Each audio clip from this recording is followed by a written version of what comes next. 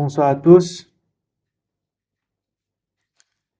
L'avion a rendu le monde étroit. Cette fois-ci, le chef d'orchestre très reconnu russe est venu et nous a fait écouter la belle musique. Et en plus de cela, pour le séminaire, beaucoup de pasteurs venant de plusieurs pays, ils sont venus pour prier et partager la parole, donc je suis très reconnaissant. Ce soir, nous allons lire Jean chapitre 8. Jean chapitre 8 à partir du verset 1.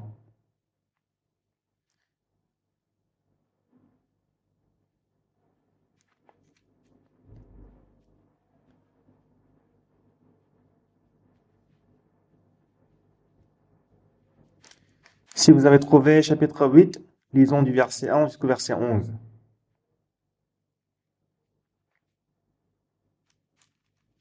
Jésus s'est rendu à la montagne des Oliviers, mais dès le matin, il alla de nouveau dans le temple, et tout le peuple vint à lui, s'étant assis et les enseignait. Alors les scribes et les pharisiens amenaient une femme surprise en adultère, et la plaçant au milieu du peuple. Il dit à Jésus, Maître, cette femme a été surprise en flagrant délit d'adultère. Moïse dans la loi nous a ordonné de lapider telle femme.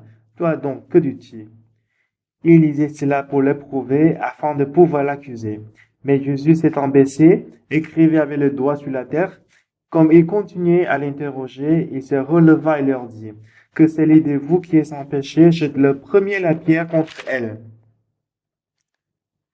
Et s'étant de nouveau baissé, il écrivait sur la terre. Quand ils entendirent cela, accusés par leur conscience, ils se retiraient un à un depuis le plus âgé jusqu'au dernier. Et Jésus resta seul avec la femme qui était là au milieu. Alors, s'étant relevé et ne voyant plus que la femme, Jésus lui dit, Femme, où sont ceux qui t'accusaient? Personne n'est-elle condamné? Et elle répondit, Non, Seigneur. Et Jésus lui dit, Je ne te condamne pas non plus, va et ne pêche plus. Nous avons lu jusqu'au verset 11. Une fois, nous allons faire la réunion des pasteurs. Et en pasteur, il m'a posé une question. Pasteur, la théorie du salut qui se trouve dans la Bible, c'est très difficile à interpréter. C'est difficile, du coup, il ne faut pas essayer d'interpréter le salut. Moi, en souriant, je lui ai dit, tu as raison. Nous, à Cana en Galilée, quand il manquait du vin, dans les vases de pierre vides, il y avait un vase de pierre vide. On avait versé de l'eau, et quand on a dit que c'est le vin, ça devient difficile à comprendre. C'est difficile à comprendre. Et quand la fille de Jairus est morte, c'est sûr qu'elle s'est arrêtée de respirer et que son pouls est arrêté. Et Jésus-Christ a dit qu'elle n'est pas morte, mais elle est en train de dormir. Comment est-ce qu'on va interpréter ces paroles? Même si on ne sait pas très bien, est-ce qu'on peut pas distinguer la personne qui dort et la personne qui est morte? C'est sûr qu'elle est morte. Et s'est arrêtée de respirer et que son pouls est arrêté et que son corps est très froid. Alors, avec quelle méthode est-ce qu'on peut comprendre, interpréter ces paroles? On peut trouver des histoires pareilles beaucoup dans la Bible. Dans la Bible, Lazare, quand il était mort, il pue. Mais Jésus-Christ a dit, ton frère va revenir à la vie. Et ce que Jésus-Christ nous dit, c'est vraiment incompréhensible. C'est difficile à comprendre et c'est difficile à interpréter. C'est difficile, n'est-ce pas? C'est difficile à comprendre.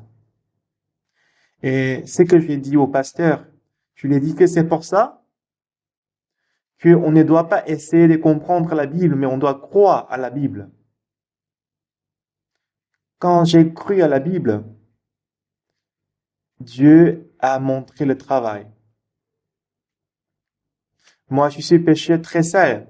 Moi, j'ai péché, ce n'est pas un ou deux péchés que j'ai commis, mais j'ai commis plusieurs péchés. Mais, mes péchés sont lavés, je suis juste. Apparemment, c'est incompréhensible, ça n'a pas de sens. Cependant, mais Jésus-Christ, il a dit, je ne te condamne pas non plus.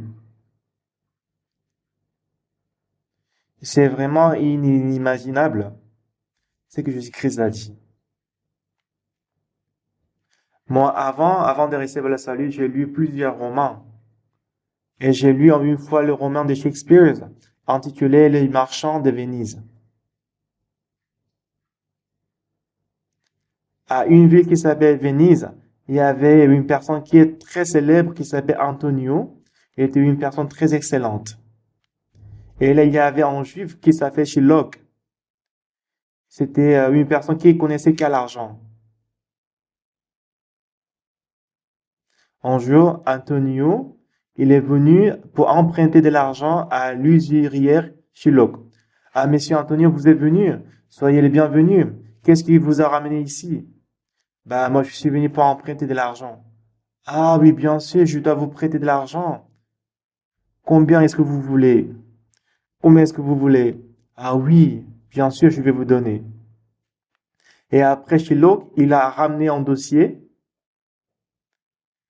Et comme il était certain de pouvoir le rembourser, Monsieur Antonio, il a signé un contrat où il a autorisé son créancier de lui prélever une livre d'échec en cas de défaut de paiement. Et Shylock, il lui a dit, enfin, c'est une blague, donc on va voir ce que ça va donner. Donc, on va signer. Donc, Monsieur Antonio, il a signé. Mais comme vous savez, les choses ne marchent pas selon notre volonté. Donc, Monsieur Antonio, il n'arrivait pas à payer la dette. Les Juifs Shylock, avec ses contrats, il a ramené ça au tribunal.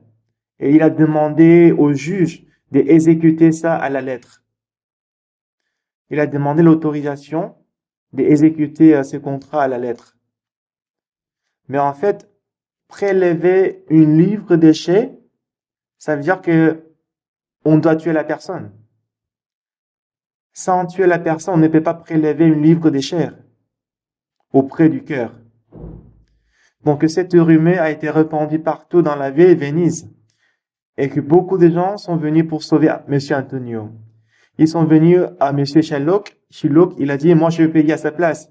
Mais il dit, non, moi je vais faire, il a insisté pour que le contrat soit appliqué à la lettre. Et tout le monde à Venise, ils étaient très tristes du fait que Monsieur Antonio, qui était vraiment excellent, il allait mourir. Mais en ce moment-là, il y avait un juge qui était venu pour décider ce qui est juste. Et ce juge, après qu'il a vu le dossier, le contrat, il a demandé, Monsieur Antonio, c'est vous qui avez signé? Oui, monsieur, le juge. Moi, j'autorise que le contrat soit fait, soit exécuté. Et en ce moment-là, tout le monde, ils étaient choqués et qu'ils étaient inquiétés que Monsieur Antonio allait mourir. Et Monsieur Shylock, il a aiguisé le couteau et il dit, c'est un bon jugement, c'est le jugement de Salomon. Et monsieur le juge, il a dit, Monsieur Antonio, vous enlevez la chemise et que vous allez montrer la poitrine pour que nous puissions prélever une livre de chair. Montre-nous votre poitrine. Monsieur Antonio, il a enlevé la chemise, il a montré son poitrine. Et Monsieur Shylock, vous allez prendre le couteau et que vous allez appliquer, vous allez faire selon le contrat. Donc Monsieur Shylock, il a ramené le couteau, il s'est approché de lui, mais le monsieur juge, il dit, arrête. Est-ce que vous avez apporté une balance? Non, je n'ai pas apporté une balance. Ici, dans ces contrats, nous avons précisé une livre de chair. Mais sans la balance, comment est-ce qu'on peut mesurer une livre de chair? Dans ces documents, on a précisé une livre de chair. Tu ne dois pas prélever un peu plus ou moins d'une livre de chair. Donc, il faut couper une livre de chair précisément. Monsieur Shylock, il a hésité. Et monsieur le juge, il dit en lisant le contrat, il y a encore un autre problème. Selon le contrat, On a demandé de prélever une livre déchet auprès du cœur, n'est-ce pas? Mais on n'a pas précisé le sang, précisé du sang. Tu ne dois jamais faire verser le sang. Sans faire verser le sang, il faut prélever une livre de chair. Avec le couteau, et monsieur le Sherlock, il a hésité. Et après, le juge, il a dit, toi, monsieur Sherlock, tu voulais tuer un citoyen de Venise. Sherlock, il a tremblé. Oui, c'est vrai que ce n'est pas le juge qui avait bien jugé, mais c'est le roman de Shakespeare. Quand on voit le roman de Shakespeare, on dit souvent qu'il est vraiment intelligent, il est vraiment génie. Mon, mon fils, il s'est spécialisé la littérature anglaise. Et je lui ai demandé, qu'est-ce que tu apprends dans l'école? Il dit, il apprend littérature. Il doit faire la lecture de plusieurs romans par semaine. Et quand je lui ai parlé de Shakespeare, il a dit, papa, enfin, le roman de Shakespeare en coréen, c'est écrit en écriture, mais en manuscrit, c'est écrit en chanson. S'il n'est pas un génie, il ne peut pas vraiment écrire en tel roman. Bien aimé, Jésus-Christ est plus intelligent que Shakespeare, n'est-ce pas? Amen. Il est celui qui a créé le ciel et la terre. Les scribes et les pharisiens, qu'est-ce qu'ils ont dit? Ils ont arrêté la femme adultère. Ils ont arrêté la femme adultère et on dit on doit lapider telle femme. Elle est sale. Elle a saisi les cheveux de la femme. Ils ont craché sur elle. Ah, cette femme a sali notre pays. Elle est très méchante, on doit la tuer. Et la femme, elle s'est fait cracher sur la tête et qu'on a saisi ses cheveux. On lui a donné un coup de pied. Et une personne parmi eux, il a dit, on ne doit pas la tuer justement. On va la ramener à Jésus. Parce que Jésus-Christ, il aime les pécheurs. Et la femme adultère, elle est pécheresse. Si on dit de la lapider, quand elle dit il aime le pécheur, il va tomber dans le piège. Et s'il dit de ne pas lapider, il va s'élever contre, il est contre la loi de Moïse. Donc, dans tous les deux cas, on va faire tomber Jésus-Christ dans le piège. Qu'est-ce que Jésus-Christ va dire? Donc, ils ont ramené la femme adultère à Jésus. Alors, qu'est-ce qu'ils ont dit à Jésus? Maître, elle a été surprise en flaglant de les adultères. Moïse, dans la loi, nous a ordonné de lapider telle femme. Maître, que dis-tu?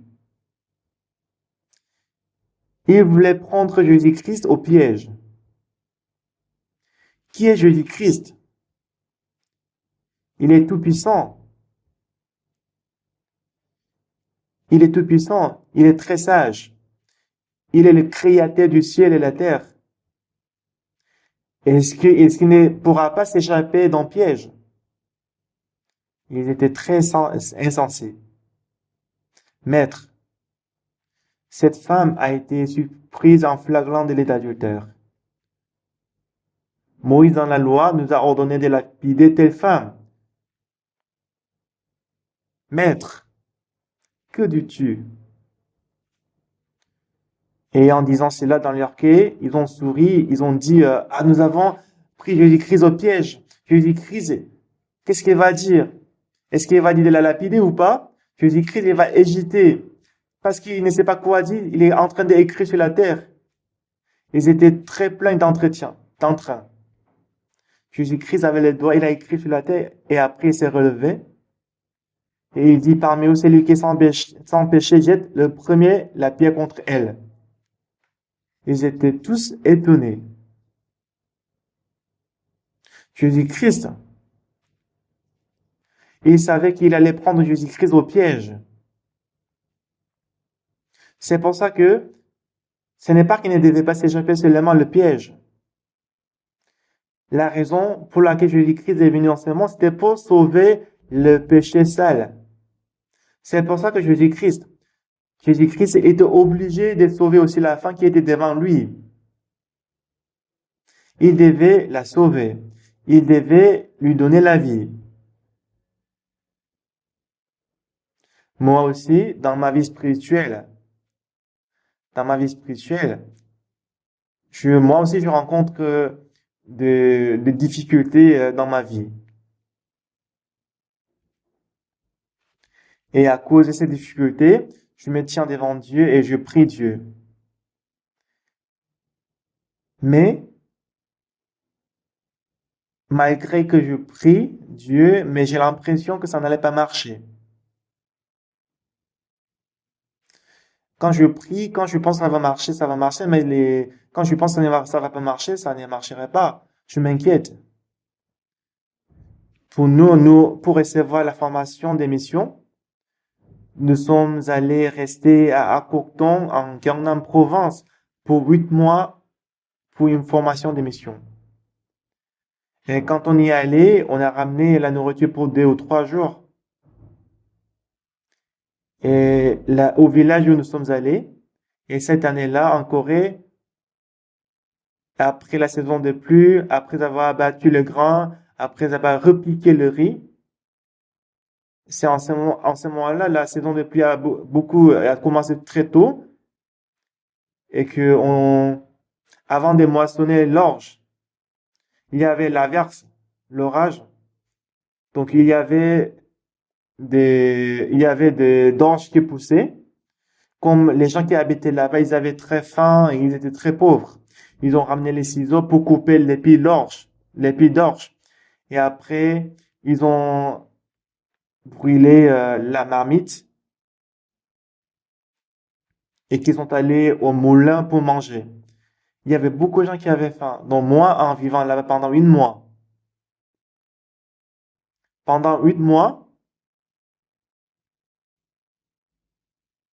je n'appelais à personne. Pendant 8 mois, j'ai expérimenté comment Dieu m'a nourri, comment Dieu m'a fait vivre dans cette ville pendant 8 mois.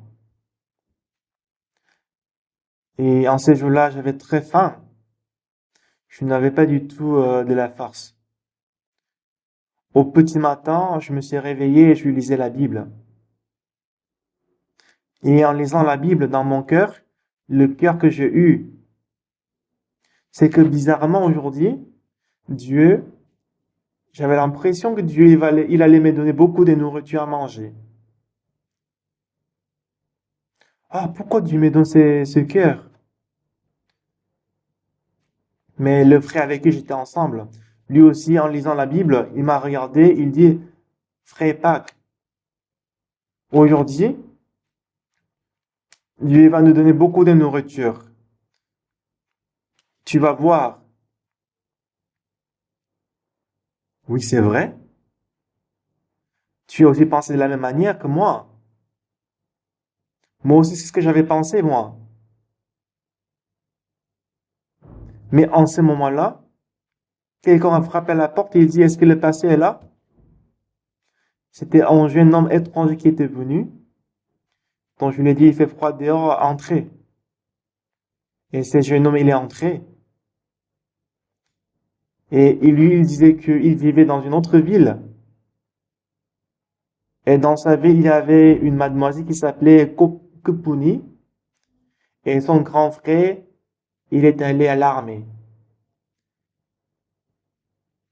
Et il était chauffeur dans l'armée. Mais en conduisant la voiture, il est tombé de la falaise, il est mort. Du coup, les soldats, ils ont ramené le cadavre dans la voiture. Mais les habitants de la ville, ils ont empêché que le cadavre entre dans la ville. Ils ont dit, celui qui est mort ne peut pas entrer dans la ville. Celui qui est vivant peut entrer dans notre ville. Donc les soldats, ils ont fait descendre le cercueil de cet homme à l'entrée de la ville.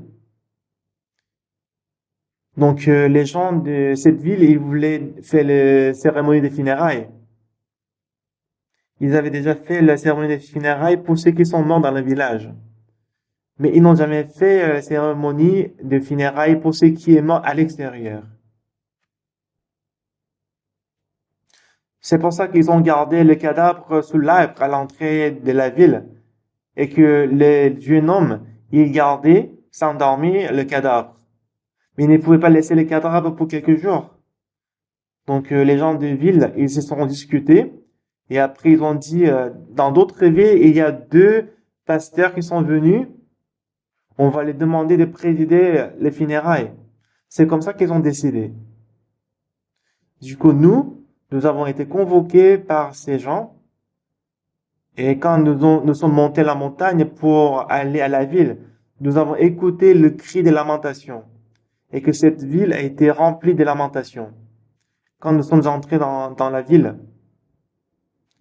la première chose que nous avons vue, c'était la table remplie de nourriture. Si je pense en ces moments-là maintenant, je pense que j'étais en train de rêver. Je me sentais comme si j'étais en train de rêver. On a beaucoup mangé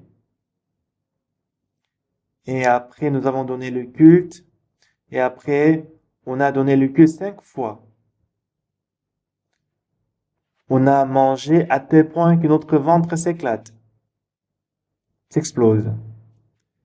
Et après avoir fait le deuil, le funérail, et la prochaine fois, les gens de cette ville nous ont demandé de prêcher l'évangile dans leur ville. Du coup, on a déménagé. Et si j'ai pensé à ça, qui est-ce qui va nous donner la nourriture? Qui est-ce qui va nous donner de quoi manger? C'était pratiquement impossible.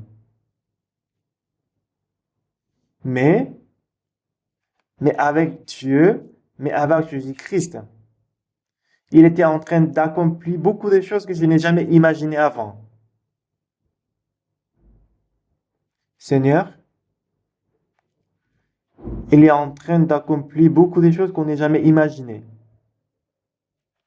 En 1965, je suis entré dans l'armée. Je suis désolé. En 65, je suis allé à l'armée. Depuis le jour de l'entrée et jusqu'au jour de démobilisation. Je peux pas tout expliquer dans quelle manière Dieu il a travaillé précieusement à travers moi. En fait, c'est facile à mener la vie spirituelle, mais pourquoi vous trouvez la vie spirituelle difficile? Il faut pas essayer de comprendre Jésus-Christ avec nos pensées à nous. Comprenez-vous? Jésus-Christ, il est plus élevé que vous et que sa pensée est plus élevée que votre pensée. Du coup, l'homme, Dieu qui a créé l'homme, les hommes, ils ont essayé de prendre Jésus-Christ au piège. Ah, cette femme a été surprise en flaglant d'adultère. Moïse dans la loi nous a ordonné de lapider telle femme. Que dis-tu? On va lui demander. S'il dit qu'on doit la lapider, Jésus-Christ deviendra menteur. S'il dit de ne pas lapider telle femme, il va désobéir la loi. Donc, on va prendre Jésus-Christ au piège. Ils étaient très confiants. Cependant, Jésus-Christ est plus sage que tous les docteurs qui se trouvent dans ce monde. Et Jésus-Christ est plus sage que tous les hommes qui se trouvent dans ce monde. Et Jésus-Christ, il est capable de faire tout ce que l'homme ne peut pas faire. Voilà pourquoi, même si nous avons installé un bon piège pour attraper Jésus-Christ, mais on ne pourra jamais attraper Jésus. Ici, Jésus-Christ, il n'était pas pris au piège. C'est pas que Jésus-Christ, il devait répondre à la question en s'échappant d'un piège. Mais parce que Jésus-Christ, il a été envoyé pour sauver le pécheur.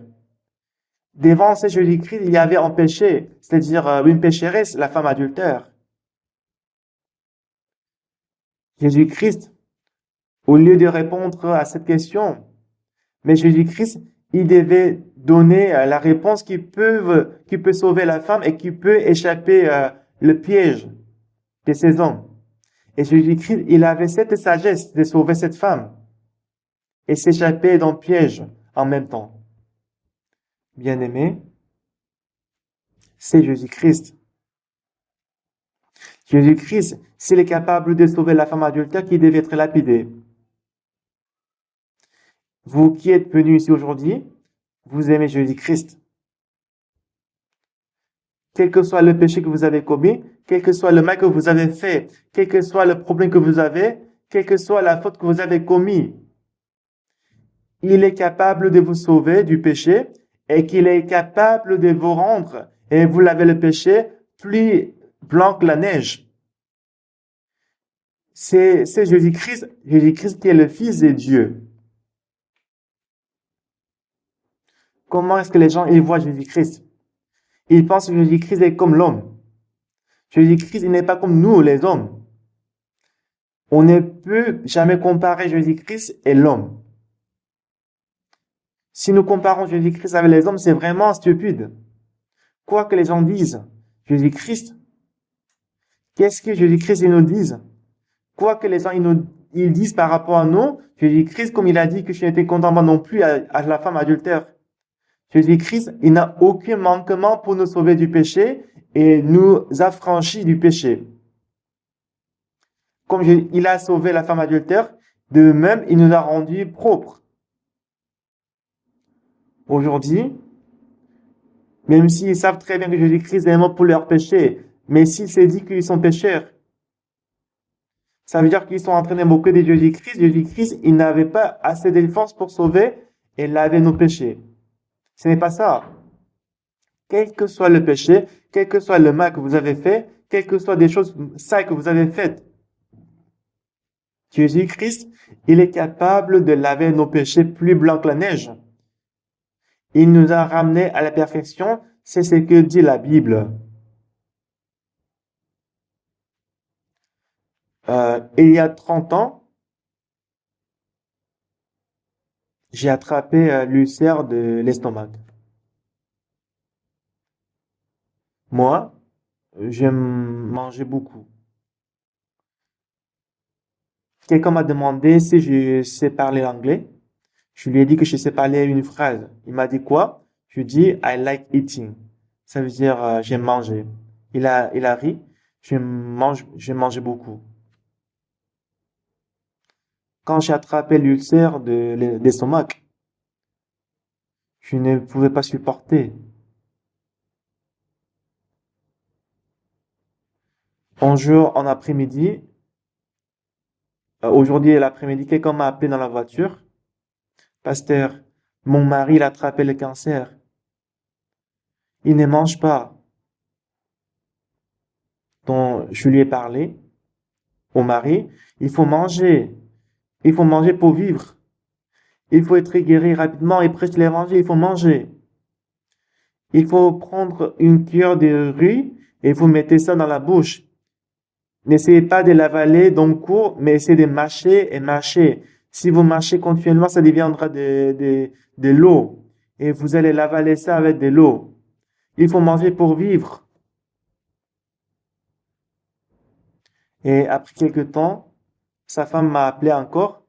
Pasteur, il a justement mangé un petit peu. Et après, il n'a plus envie de manger. Je lui ai encore appelé. Ah, monsieur, frère, il faut manger. Même sœur Gimyono, elle était en train de mourir, mais parce qu'elle a mangé, elle a survécu. Et il faut manger. Même si tu n'as pas l'appétit, il faut manger. Il faut faire entrer la nourriture dans ta bouche. Il faut l'avaler. Après, on m'a appelé encore. Pasteur, dès qu'il a décroché, accroché, il a vomi. Quand on tombe malade, notre cœur devient faible et on n'a pas envie de manger. Mais en ce moment-là, quand je vais attraper l'ulcère d'estomac, c'est pas que je ne voulais pas manger, mais j'avais beaucoup d'envie de manger. Mais à cause de la maladie, je ne pouvais pas manger. Je suis allé à l'hôpital de l'université Hanyang et j'ai rencontré docteur Cheriang. Il m'avait donné les médicaments pour l'estomac. Quand je l'ai pris, c'était très bien. Mais j'ai pris ces médicaments pendant 1 semaine, mais après 1 semaine, j'ai commencé à avoir malade encore au ventre. Même si je mangeais de la bouillie, même si j'ai bu de l'eau, je faisais de la diarrhée. Je ne pouvais pas supporter. Pendant 3 mois, j'ai perdu 7 kilos. Et en ce moment-là, j'ai pesé 70 kilos. Comme j'ai perdu 7 kilos, ça veut dire 11 sur 10 a disparu. Quand j'ai porté les pantalons, j'ai porté le costume, le veste, c'est devenu très large. Mais en ce moment-là, il y avait un séminaire, comme c'était déjà réservé, je devais y aller. Mais je pouvais pas parler de la maladie l'ulcère d'estomac. Comme j'étais l'orateur, ils ont préparé beaucoup de nourriture pour moi. Mais c'était comme le dessin. Je pouvais pas le manger. Au bout de 3 mois, j'ai perdu 7 kilos et que l'été s'approchait. En petit matin, j'ai prié Dieu. Seigneur, j'ai trop mal au ventre. Avec cette ventre, je pense que je ne pouvais pas passer cet été avec cette ventre. Il y a beaucoup d'événements à faire. Seigneur, guéris-moi mon ventre. J'ai prié avec un cœur vraiment sincère.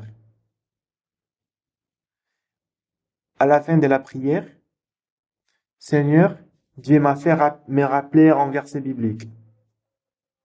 C'était Marc chapitre 11, verset 24.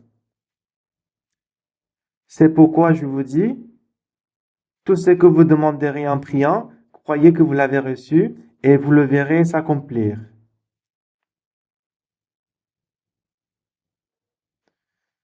Tout ce que nous demandons en priant, avant de recevoir la réponse, mais on doit croire qu'on l'avait déjà reçu et on le verra s'accomplir. Ah, c'est très facile. Dieu, j'ai mal au ventre, guéris-moi. Et la prochaine fois, je lui dis, Seigneur, je suis déjà guéri, merci. Si je dis comme ça va. Et après, quand je réfléchis encore plus, je ne dois pas dire par la bouche que je suis guéri, mais si je crois en cela véritablement, j'ai un problème. Ça veut dire, parce que j'ai mal au ventre, je peux pas bien manger, et ma faim est préparée un peu de bouillie pour manger, alors que les autres, ils ont grillé la nourriture, ils ont grillé les crevettes et aussi les algues, et ils mangeaient beaucoup. Ils ont préparé beaucoup de nourriture pour manger. Mais j'étais très fâché, mais je pouvais pas le manger parce que j'avais très mal au ventre. Mais devant Dieu, parce que je devais croire que j'étais déjà guéri. Si je crois véritablement que je suis guéri, premièrement, je devais manger kimchi, un jus chinois très épicé. Cette fois-ci, il y a beaucoup de passés qui sont venus. Les frères et les sœurs de notre église, ils m'ont dit, pasteur, ces pasteurs précieux sont venus. Pourquoi vous les envoyez à l'hôtel? Envoyez-nous dans notre maison. Il y avait beaucoup de fidèles qui ont demandé. Donc, il y avait trop de personnes. On n'a pas fait le tirage au sort. Mais pas une maison très riche, pas une maison très pauvre, mais les gens des classes moyennes. On a envoyé les pasteurs chez eux pour dormir. Donc, nos fidèles, ils étaient très contents. Surtout, notamment, ancien Lissungo, quand il a acheté une maison, il a aménagé la maison pour qu'il puisse accueillir les invités chez lui. Il a fait une grande porte pour séparer la maison pour que les invités puissent vivre confortablement. Il a tellement bien fait. Donc quand je mange avec les pasteurs qui sont venus de l'étranger, je voulais séduire les pasteurs étrangers de manger des kimchi, mais ils ne voulaient pas. Il y avait quelques pasteurs qui ont mangé des kimchi, mais il y avait beaucoup de pasteurs qui ne voulaient pas manger. Donc j'ai expliqué que les Coréens, il y a des Coréens qui peuvent vivre sans la femme, mais il n'y a aucun Coréen qui peut vivre sans kimchi. En Corée, il y a beaucoup de gens qui ont divorcé, qui vivent tout seuls, mais il y a personne qui peuvent vivre sans kimchi. Mais en fait, moi, le problème c'est que, moi, pourquoi je ne mange pas kimchi que j'aime beaucoup? Parce que j'ai mal au ventre. Même si je mange de la bouille, je fais le diarrhée. Si je mange le kimchi qui est très pimenté et épicé, ça peut devenir grave. Mais quand j'ai réfléchi, si je crois que je suis guéri, je dois manger kimchi, n'est-ce pas? Si je crois que je suis guéri, je dois manger kimchi. Si je ne mange pas de kimchi, ça veut dire que parce que je suis pas guéri, c'est pour ça que je ne les mange pas. Quand j'ai réfléchi comme ça, le docteur, il m'avait dit que parce qu'il faut faire attention. Parce que pour l'instant, ton estomac est très faible et c'est devenu très fin. Si tu manges beaucoup de choses épicées, le ventre, l'estomac peut s'éclater, s'exploser. Si le ventre s'explose, dans 24 heures, tu vas mourir.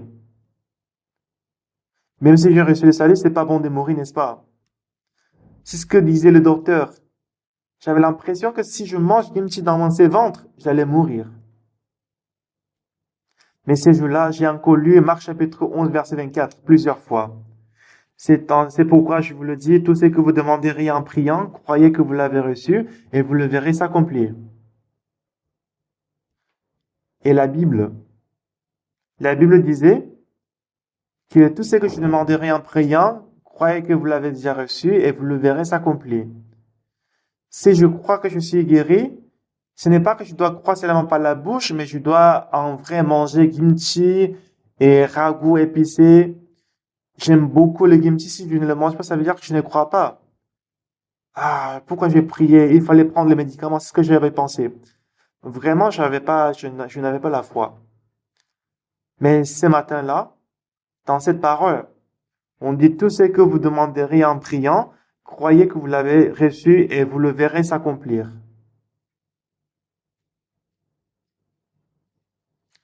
Je l'ai lu plusieurs fois, mais c'était la parole de Jésus. Jésus-Christ il a dit que j'allais vivre, je n'allais pas mourir. Ça va s'accomplir, je vais être guéri. J'ai commencé à nouveau. On va commencer à nouveau. Seigneur, j'ai mal au ventre, guéris-moi. J'ai prié au nom de Jésus-Christ. Amen. Ah oui, Seigneur, je suis déjà guéri. Je crois que je suis guéri. Et après, je suis allé manger le petit déjeuner. Mais en ces jours-là, il y avait beaucoup d'invités que ma femme a préparé beaucoup de nourriture. Il y avait le kimchi, il y avait aussi la ragoût de kimchi, il y avait aussi des sauces très épicées avec beaucoup de piments.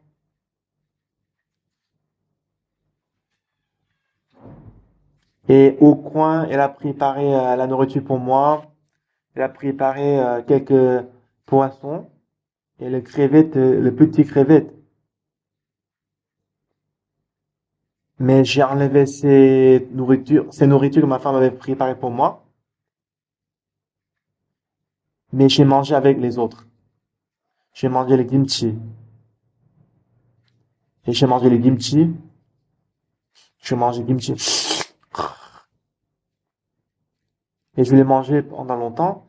Et ma femme, en passant, elle était très choquée. Ah, ce monsieur, il est fou. Qu'est-ce que vous avez fait, mon chéri? Il n'y a pas de souci, je suis guéri. Et elle, comme je lui disais souvent que tu n'as pas la foi, si elle dit d'autres choses, elle pense qu'elle va être reprochée, du coup, elle n'a rien dit, elle est passée. Il y a longtemps, quand j'étais encore célibataire, j'ai beaucoup pensé pour économiser le temps pour lire la Bible. Quand je vivais tout seul, moi, en mangeant du riz, je faisais de la vaisselle. Oui, c'est vrai. Et que je n'ai jamais mangé du riz plus de 2 minutes. Je n'ai jamais mangé le riz plus de 2 minutes. Je l'ai mangé avant 2 minutes. C'est pour ça que c'est devenu une habitude. Quand je mange avec un invité, je fais attention, mais je mange trop vite. Comme je mange trop vite, je mange tout déjà et que je mange seulement le plat d'accompagnement. Et au bout de 3 mois, pour la première fois, je mangeais un bol de riz avec kimchi. Mais après avoir posé le pied, je me suis dit, oh là là, je pouvais sentir la douleur au ventre. J'ai failli devenir fou. Je voulais faire les diarrhées.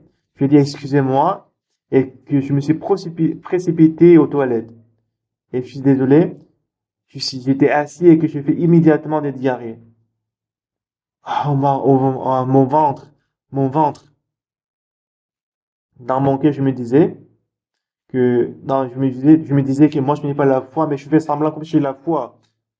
J'ai mangé le kimchi. Je vais mourir. Je vais mourir. Mon ventre, ça va s'exploser. Qu'est-ce que le docteur, il a dit? Il a dit que mon estomac est devenu fin. J'avais plusieurs pensées. Toujours, si on veut croire à la parole de Dieu, diable, il vient pour nous chuchoter. Et quand on écoute cette parole, on a l'impression qu'on allait mourir. Cependant, si nous lisons la Bible dit, tout ce que vous demanderez en priant, croyez que vous l'avez reçu et vous le verrez s'accomplir. Moi, j'ai demandé et j'ai prié et j'ai cru que j'étais guéri, je suis guéri. Mais Satan, il vient vers moi, il me dit, tu es guéri, mais tu as mal au ventre. Est-ce que tu es guéri? Tu as mal au ventre. Pourquoi tu fais le diarrhée? Est-ce que tu es guéri? Est-ce que tu es guéri? Tu es guéri. Le diable était vraiment très dur. Ce que le diable avait dit, c'était vrai. Si j'ai mal au ventre, est-ce que je suis guéri? Si je fais le diarrhée, est-ce que je suis guéri? Ça veut dire que je ne suis pas guéri. Mais quand j'ai encore regardé la Bible, Dieu m'a donné la sagesse. Quand l'éticus est tombé sur la fenêtre, aux yeux de tout le monde, l'éticus était mort. Mais aux yeux de Pierre, il n'était pas mort. Vous connaissez cette histoire, n'est-ce pas? La fille de Jairus, elle était morte, mais aux yeux de Jésus-Christ, elle était vivante. Il disait qu'elle était en train de dormir. Nous, en Cana, en Galilée, on a versé de l'eau dans le vase de Pierre, mais aux yeux de Jésus-Christ, c'était le vin. C'était Jésus-Christ qui avait raison. Ah oui, c'est ça. Si Jésus-Christ, par la foi, s'il dit que je suis guéri, je suis guéri. À mes yeux, j'ai mal au ventre. L'éticus, il était mort. Mais quand apôtre Paul, il a vu, il était vivant alors qu'à nos yeux, il était mort. Mais la fille de Jairus, à nos yeux, elle était morte alors qu'aux yeux de Jésus-Christ, elle était vivante. Amen. Moi, à mes yeux, j'ai mal au ventre, je suis malade, mais aux yeux de Jésus-Christ, je suis guéri. Ah oui, c'est ça. Je suis guéri. Satan, arrière de moi. Et ces jours-là, à midi, j'ai encore mangé un bol de riz. J'ai mangé kimchi, j'ai mangé le radis piquant. Et après, je suis allé immédiatement aux toilettes. Ah, mon ventre. Et c'est comme ça que j'ai passé le déjeuner. Ah, je suis guéri. Au dîner, je vais tout manger. Ce soir-là, où une personne, depuis longtemps, il m'avait invité à un restaurant. Donc, ces jours-là, je suis allé à manger avec lui. Mais cet homme, il m'a ramené à l'hôtel Hyatt. À l'hôtel Hyatt, il y avait un buffet. Il y avait à peu près 360 nourritures dans ce buffet. Et en entrant, je me suis dit, comme j'ai mal au ventre, je vais manger que la bouillie. Mais après, je me suis dit, ah non, je suis guéri.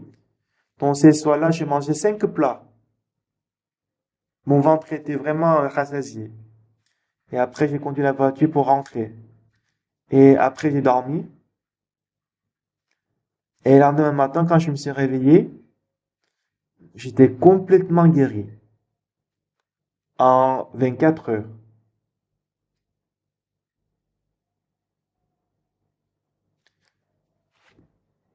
Ce que nous voyons et Dieu, nos pensées sont différents.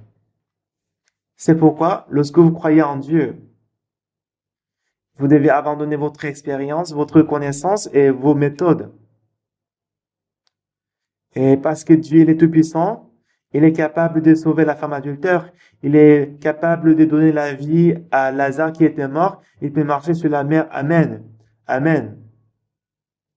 C'est pourquoi, lui, même si nous sommes très sales, souillés, méchants, il est capable de nous rendre propres, purs. À nos yeux, nous avons encore mal au ventre, mais selon Dieu, nous sommes déjà guéris. Amen. Est-ce que vous êtes d'accord? Selon nous, nous pensons que nous avons encore le péché. Mais selon Jésus-Christ, nous sommes devenus justes. Comprenez-vous?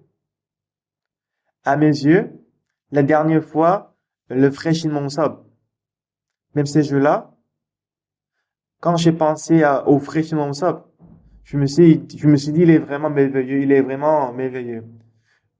Je suis allé à Jinju, et ce soir-là, normalement, je devais dormir à Jinju. Mais les frères laissés de Hapcheon, ils m'ont dit, passez par, venez à Hapcheon. Donc, le soir-là, je suis allé à Hapcheon pour dormir. J'ai pris la voiture, et que j'ai passé une demi-heure pour y arriver. Quand je suis arrivé là-bas, il y avait personne, ils ont allé assister à la cantate. Et à minute après le culte, il y avait une sœur qui était venue, elle a dit, pasteur, je ne peux plus vivre avec mon mari. Après le mariage, pendant 2 ans, il n'a pas bu, mais après, il a bu pendant 20 ans. Elle a dit que son mari boit 8 bouteilles de soju par jour. Normalement, quand on boit de soju, la bière, on prend juste un petit verre pour boire, puisque c'est trop fort, mais il met du soju dans un bol pour boire. Et toute l'année, il est ivre. Et elle a dit qu'il ne peut plus vivre avec cet homme. Et je dis à la sœur, ne pleure pas, mais demain matin, il faut venir avec ton mari. C'est ce que j'ai dit. Et le lendemain matin, elle est venue avec son mari. Mais avant de venir, son mari avait déjà bu des bouteilles de soju, la bière. Et je pouvais ressentir l'odeur. J'ai ouvert la Bible.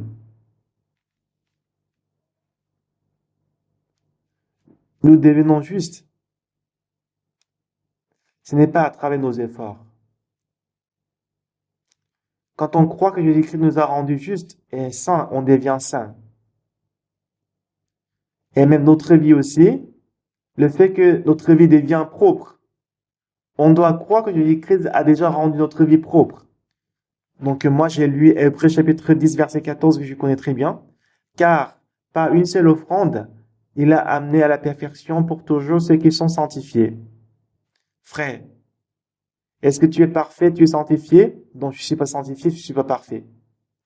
Mais dans cette Bible, on dit que par une seule offrande, il a amené à la perfection pour toujours ceux qui sont sanctifiés. C'est ce qui est écrit dans la Bible. Oui, c'est ce qui est écrit dans la Bible. Mais pourquoi tu n'es pas sanctifié? Je ne suis pas sanctifié. Mais la Bible a dit que tu es sanctifié, alors que toi tu dis que tu n'es pas sanctifié. Est-ce que tu as raison ou bien la parole de la Bible qui a raison? C'est la Bible qui a raison. Oui, c'est ça. Ça veut dire que tu es sanctifié, tu es parfait, n'est-ce pas? Non, je ne suis pas parfait. Lui, il était alcoolique. Il boit. Mais lui aussi, c'était difficile pour lui de dire qu'il était parfait. Mais j'ai combattu avec lui. Quand Dieu te voit, quoi que tu fasses, mais Jésus-Christ, il est mort sur la croix et c'est pas une seule offrande qu'il a amené à la perfection pour toujours ceux qui sont sanctifiés et qu'il a lavé tous vos péchés et il t'a rendu juste et saint. Selon toi, tu es alcoolique et tu es pécheur. Mais si Dieu dit que tu es saint, est-ce que tu es saint ou tu n'es pas saint? Tu es saint. N'est-ce pas? Non, je suis pas saint. À cause de ça, je me suis battu avec lui pendant un quart d'heure. C'est très simple. Si Dieu dit qu'on est saint, on est saint. Mais quand je me vois, je ne suis pas saint. Bien-aimé, c'est ça en fait le problème de notre vie spirituelle. Quel que soit le péché que vous avez commis, à cause de ces péchés, Jésus-Christ, il est mort sur la croix. Il a tout lavé et selon Dieu, nous sommes saints. Mais quand je me vois par moi-même, je ne suis pas saint. Quand je me vois, je ne suis pas saint. Mais Dieu, il dit que je suis saint. En ce moment-là, je dois croire en Dieu ou bien je dois croire en moi-même. Je dois croire en Dieu. Mais parce que je crois en moi-même, c'est pour ça que je dis que je ne suis pas saint. Pendant 15 minutes, je me suis battu avec lui. Et à la fin de 15 minutes, le frère, il a dit qu'il est saint aussi. Frère, écoutez-moi. Frère, tu as bu la bière, n'est-ce pas? L'alcool. Tu as bu comme ça. Et après, tu vas poser le verre sur la table. Dieu a déjà lavé le péché que tu as bu de l'alcool. Et Dieu t'a rendu saint. En posant le verre de la bière, de l'alcool, tu dis, tu es saint. Pourquoi? Tu ne dois pas croire à ta pensée, mais tu dois croire à la Bible. Mais comment est-ce que nous pensons? Moi, quand je dis que je suis saint, alors que je bois tout le jour, on tombe de plus en plus dans le péché. C'est la pensée de l'homme. Mais si Dieu dit que nous sommes saints, nous sommes saints. Bien-aimés, on n'est pas plus sage que Dieu. Si Dieu dit qu'on est saint, on est saint. Même si à mes yeux, j'ai l'impression que je vais encore pécher, je vais pécher davantage. Mais si Dieu dit que par une seule offrande, il est mort sur la croix, il a lavé tous nos péchés, s'il dit que nous a rendus justes, on est saint. Pendant 15 minutes, j'ai disputé avec le frère. Et à la fin, le frère, il a dit que tu es saint. Frère, tu as bu? Même si tu as bu, tu es saint. Oui, je suis saint. Bien-aimé, en fait, on n'est pas devenu saint parce qu'on n'a pas péché. Il n'y a personne. Nous avons péché, nous avons fait beaucoup de mal. Mais Jésus-Christ, parce qu'il a lavé parfaitement, c'est pour ça qu'on est saint. Jésus-Christ, il a versé le sang sur la croix et qu'on a déjà fait retomber sur Jésus les iniquités de nous tous. À cause de cela, nous sommes devenus saints même avant notre naissance. Amen. Par une seule offrande, il a amené à la perfection pour ceux qui sont sanctifiés par sa mort sur la croix. C'est ce que ça veut dire. Après la querelle, le frère à la fin, il a dit qu'il est saint. Ah, moi je bois de l'alcool.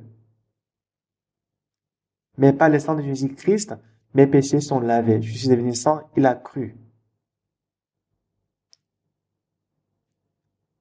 Alors, ce qui est vraiment mystérieux,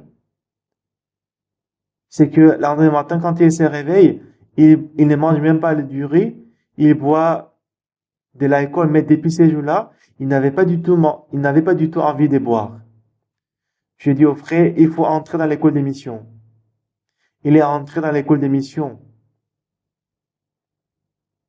Je sais pas s'il étudiait bien, il ne buvait pas, et maintenant il est devenu pasteur. Il est devenu le pasteur des séminaires. Il est devenu l'orateur du séminaire. Il est actuellement dans l'église de pasteur Yongju Pak. Et le pasteur Yongju Pak, il m'a dit un jour que pasteur Shinonsob, il est vraiment mystérieux. Pourquoi? Parce qu'en fait, quand je cause avec lui, son coréen, n'est pas très bon. Son cramé n'est pas très bon. Il jette seulement les mots. Cependant, quand les gens écoutent sa parole, ils changent. Les gens changent. Il est très précieux. Il y a quelques jours, il a donné le témoignage dans notre église. Mais avant de passer par Yongju, il m'avait dit que son coréen n'était pas très bon, mais quand il avait donné les témoignages il y a quelques jours, c'était vraiment parfait. C'était parfait. Et aujourd'hui, il est devenu un frère très précieux. Et même sa femme, elle est très très heureuse. Même sa fille, elle est heureuse. Même sa femme, elle est heureuse. Même son mari, il est heureux. C'est ce que le Seigneur, notre Seigneur, a fait. Bien-aimés, vous voulez croire que vous êtes parfait après avoir vu la situation. Cependant, Jésus-Christ, en voyant la croix de Jésus-Christ, nous croyons que nos péchés sont lavés. Amen. La femme adultère, elle a commis l'adultère et elle a été arrêtée. Selon la loi de Moïse, elle devait être lapidée. Mais Jésus-Christ a lavé le péché de la femme adultère. La femme, où sont ceux qui t'accusent? Où sont ceux qui t'accusaient? Seigneur, il n'y a personne. Moi, je ne te condamne pas non plus. Bien-aimé, Jésus-Christ a rencontré la femme adultère et il a pardonné son péché, n'est-ce pas? N'est-ce pas? Et qu'est-ce qu'il a fait avec la personne qui a menti? Est-ce qu'il l'aura pardonné ou pas? Il a pardonné, n'est-ce pas? Qu'est-ce qu'il va faire avec la personne qui a volé? Il a pardonné. Est-ce qu'il y a les péchés que Jésus-Christ ne peut pas pardonner? Est-ce qu'il y a le problème que Jésus-Christ ne peut pas régler? Aucun problème. Il est tout puissant et il est saint. Il est le roi des sagesses. Rien n'est impossible à lui. Comme c'est Jésus-Christ, elle avait le péché, tous les péchés de la femme adultère. Jésus-Christ, dans sa bouche, il a dit, la femme, où sont ceux qui t'accusaient? Seigneur, il n'y a personne. Moi non plus, je ne condamne pas non plus. Va et ne pêche plus. Comme je vous avais dit au départ, le marchand de Venise, le juge, il a sauvé Monsieur Antonio qui devait mourir par la sagesse. Et la sagesse de Jésus-Christ, est-ce que la sagesse de Jésus-Christ est moins sage, moins intelligent que la sagesse des juges? Non, c'est pas ça. Non seulement la femme adultère, même si on a commis l'adultère 100 fois, 1000 fois. Jésus-Christ, il n'avait aucun manquement pour laver ses péchés, plus blanc que la neige. C'est Jésus-Christ qui a lavé ses péchés parfaitement. Amen. Amen. Et puis, ce que nous devons savoir, c'est que Jésus-Christ, non seulement qu'il a lavé le péché de la femme adultère, non seulement qu'il a lavé le péché des publicains Zachée,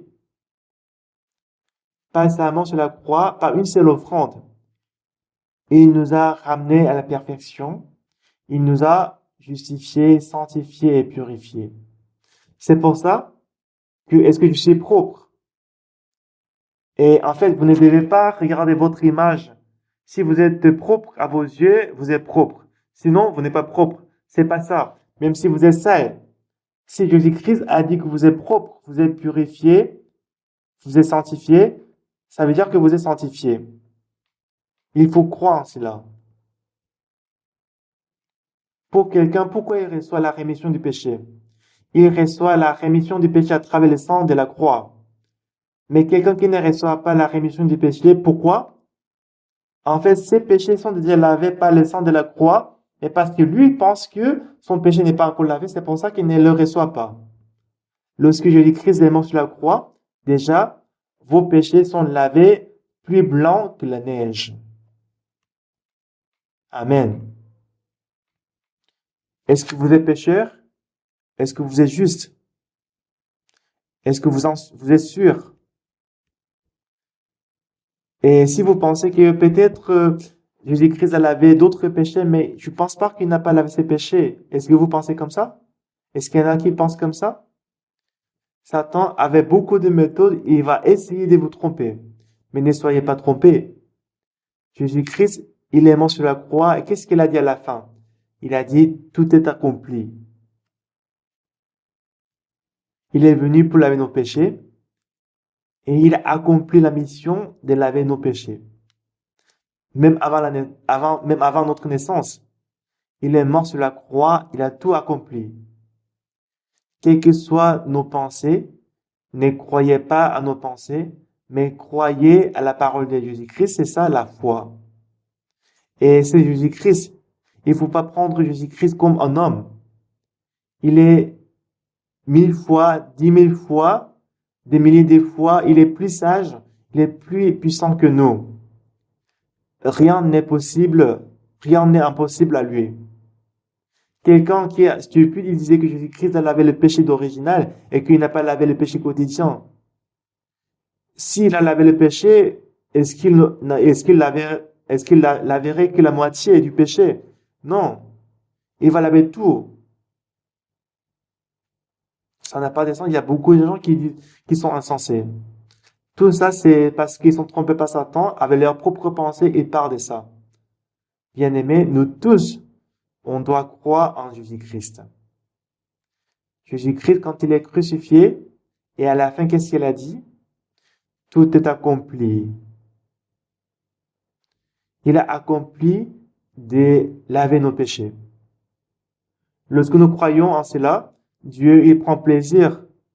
Et Jésus-Christ, en nous regardant, il a dit tout est accompli. Quand nous disons aussi tout est accompli, on va avoir le même cœur. Le Saint-Esprit va entrer dans notre cœur. Mais si on dit qu'on est péché, on va avoir un cœur différent de Dieu. En ce moment-là, Dieu ne peut pas travailler parce qu'on a un cœur différent. Ce soir, vous tous, vous allez abandonner vos pensées. Et sur la croix, Jésus-Christ a versé le sang. Croyez que Jésus-Christ a lavé tous vos péchés. En ce moment-là, Dieu, il va travailler puissamment dans votre vie. Prions. Éternel Dieu, on était tous péchés, on était tous mal, on était tous mauvais. Mais Jésus-Christ a été crucifié, il a ôté tous nos péchés, on croit qu'il nous a rendus justes. Nous tous qui sont réunis ici, que Jésus-Christ travaille dans notre vie. Permets-nous de nous unir avec Jésus-Christ. Et permets-nous de recevoir la bénédiction qui vient de Dieu, qui vient du ciel. Et j'espère que la bénédiction serait avec tous les participants du séminaire. Merci Seigneur, j'ai prié au nom de Jésus-Christ. Amen. Nous avons le temps de l'entretien. Donc, ne rentrez pas autour de vous, il y a le pasteur. Avant de rentrer, faites l'entretien avec le pasteur. Merci beaucoup.